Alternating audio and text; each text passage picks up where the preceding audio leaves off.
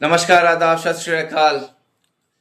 आज हम चर्चा करेंगे राजद के हार और इसके उपाय किस तरीके से 2029 में आ सकते हैं।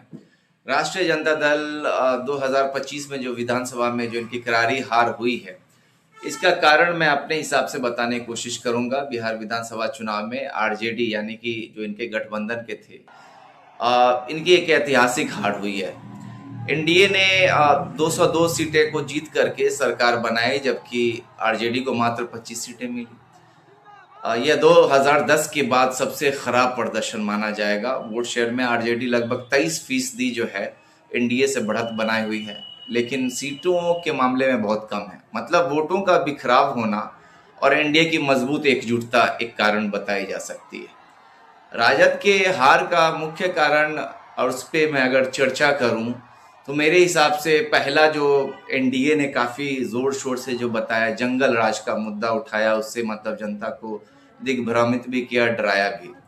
लालू प्रसाद यादव की जेल से रिहाई और उनके प्रचार से 1990 और 2005 का जो जंगल राज की यादें जो है सो इन लोगों ने काफी खूब भुनाया और उसे उछाला, खास तौर पर ऊपरी जातियों और महिलाओं में। तेजस्वी की छवि भी इससे धूमिल हुई। गठबंधन की अगर कमजोरी की बात की जाए तो उसे दरकिनार नहीं किया जा सकता, क्योंकि महज कांग्रेस 6 सीटें, वीआईपी 0 और लेफ्ट की पार्टियां जो सिर्फ और सिर्फ जो 3 सीटें जीती, तो सहयोगियों का वैल्यू बहुत ही बड़ा नहीं माना जाएगा।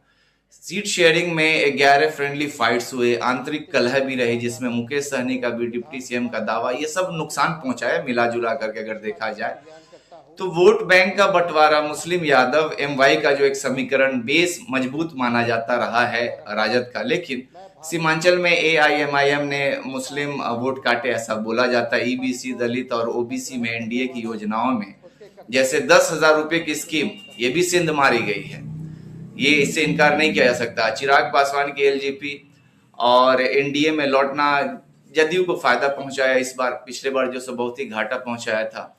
कैंपेन की गलतियां, राहुल गांधी की वोटर अधिकार यात्रा जो चलाई गई थी, तो स्थानीय मुद्दा जो बेरोजगारी है, नौकरियों को लेकर के, उसे नजरअंदाज किया गया था इसमें अधिकार यात्रा में। इस पर फोकस किया जाना चाहिए था।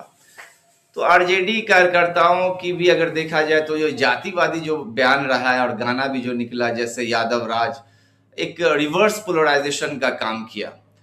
तो आंतरिक कलह की अगर बात करें, पारिवारिक झगड़े जैसे तेज प्रताप का है, रोहिणी आचार्य का वो विद्रोह, और सीनियर नेताओं जैसे शिवानंद तिवारी की नाराजगी जो पार्टी से थी, उसने भी कमजोर किया है।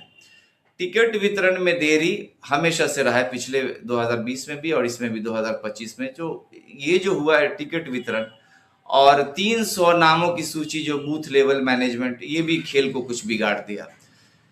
ये कारण एनडीए की एकजुटता, बीजेपी 89 सीट जीती, जदयू 85 और एलजेपी 20, इसके सामने महागठबंधन की समझिए विफलता ही मानी जाएगी। तेजस्वी यादव को इससे निपटने के उपाय अगर मैं बताऊं तो तेजस्वी ने भले ही हार स्वीकार की है और कहा है कि उतार चढ़ाव तो जीवन का हिस्सा है, हम गरीबों की आवाज बने रहेंगे, इसको सराहना भी चाहिए। लेकिन अब 2029 लोकसभा और अगले चुनावों के लिए रोड मैप जरूरी है। लालू ने उनका समर्थन किया जो तेजस्वी ने बताया, लेकिन आंतरिक सुधार बहुत जरूरी है। सुझाव मेरे हिसाब से यही मैं दूंगा कि आंतरिक समीक्षा करें और संगठन को मजबूत करें, प्रत्याशियों से रिपोर्ट लें, बूथ लेवल कैडर को ट्रेनिंग दिया जाए, भीतर घातियों पर कार्रवाई करें और सीनियर नेताओं को शामिल करें। शामिल करने का मेरा मकसद है कि हर एक चीज में उनसे सलाह मशवरा करें, क्योंकि वो भी देखा गया कि भाई उनमें जो है सो वो एक बनाव नहीं था। जो सीनियर नेता है वो थोड़ा सा उखड़े उखड़े थे, तो उनको मनाया जाए। परिवार में भी जो उनके सदस्य, उनको भी मनाया जाए, उनको फिर से लाया जाए पार्टी में। नया नैरेटिव बनाने की जरूरत है, जातिवाद से दूर होकर सबका बिहार पर फोकस करें, युवाओं के लिए नौकरी, शिक्षा, और उसके बाद जो सोशल मीडिया पे डेवलपमेंट का मैसेज बढ़ाएं, ज्यादा नेगेटिव अटैक कम करें। जंगल राज की छवि धोने के लिए साफ सुथरी इमेज बिल्डअप करना पड़ेगा तेजस्वी यादव को।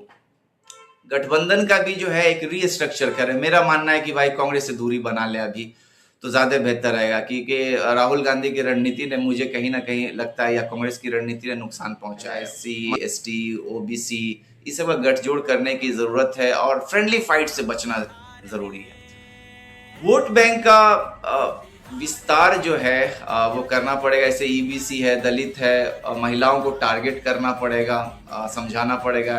NDA की योजनाओं का जवाब देने के लिए अपनी पॉलिसी जैसे कि एजुकेशन वो लाएं, बताएं। सीमांचल में मुस्लिम वोट को एकजुट करें। विपक्ष की भूमिका भी तेजस्वी प्रसाद यादव को जैसा बखूबी निभानी होगी या निभाते रहे, लेकिन इसमें थोड़ा सा समझ एक अलग रखनी पड़ेगी कि विधानसभा में आप आक्रामक रहिए, रचनात्मक रहिए, NDA की गलतियों पर सवाल जरूर उठाइए, लेकिन समाधान और सुझाव भी दें उनको कि किस तरीके से होना चाहिए, ताकि जनता को भी आपका जो ये जो बातें हैं, सुझाव है, उनको आकर्षित करे। मीडिया पर मुझे नहीं लगता कि NDA के ऊपर खास तौर पर जो मोदी के ऊपर बार बार अटैक करना, मुझे नहीं लगता कि कहीं से ये सराहनीय कदम होगा। ऐसा कदम उठाइए कि 2029 तक कम बैक कर सकते हैं, और ये हो सकता है। तेजस्वी के अंदर वो क्षमता है, योग्यता है। आप जहां भी देखे होंगे भीड़ जो है उनके लिए एकदम बेकाबू भीड़ कह सकते हैं, उनका स्वागत करती है। अब है कि यहाँ पे जो जनता जिसको वोट देती है, जो जीतते हैं, जिनको ज़्यादा सीट आती है, वो सरकार में, सत्ता में जो है काबिज हो जाते हैं। सवाल जो है बहुत सारे जनता का ये भी रहा है कि चुनाव आयोग की मिलीभगत और जिस तरीके से NDA जो चुनाव लड़ती है, ये भाई एक एक चुनाव होता है जब भी, और एक राजनीति है, तो इस राजनीति में साम दाम दंड भेद जो भी हो सकता है हर एक पर पंच करते हैं, ताकि उनको जीत जो है मिले, और जीत सुनिश्चित करें इसके लिए वो हर एक तिकड़मबाजी करते हैं। और इसको मुझे नहीं लगता कि गलत माना जाना चाहिए राजनीति में, क्योंकि जो भी सत्ता में रहते हैं वो अपने हिसाब से हर एक कुछ करते हैं, और ये कोई नई बात नहीं है।